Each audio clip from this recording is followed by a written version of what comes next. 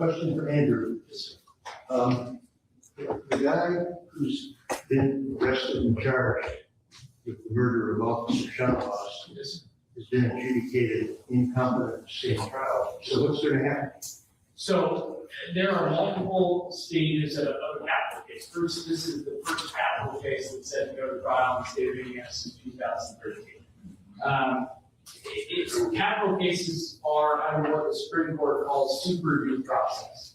So we have to deal with Supreme Court precedent, Seventh Circuit precedent, and the law in the state of Indiana. There's a kind of a hurdle that you face in a capital case that's called intellectual disability. So you cannot put anybody to death that has an intellectual disability. That was litigated some months ago.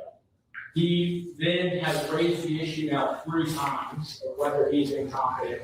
And I can, by the way, I'm clarifying, I can only state what's already out there publicly on the record. This has all been litigated in open court. The most recent time, we argued that he was competent to stand trial. I believe strongly that he's competent to stand trial. We respect the court's decision, which is he's not competent to stand trial. There's a process that is then triggered where he goes to the State Department of the state hospital. He was first put in an EOC facility to try to do that process there. He was then moved to the state hospital. 90 days. We just got. We'll have a hearing here within the next week or so, where we have that first 90-day report back, and then there's another 90-day period. At that point, either he's deemed competent to stand trial, or he gets involuntarily committed to the state hospital for a period of time.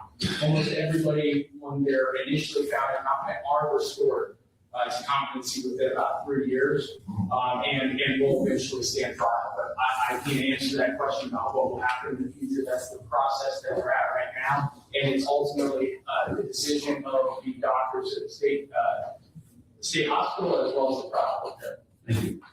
Can I ask you a question, Doctor?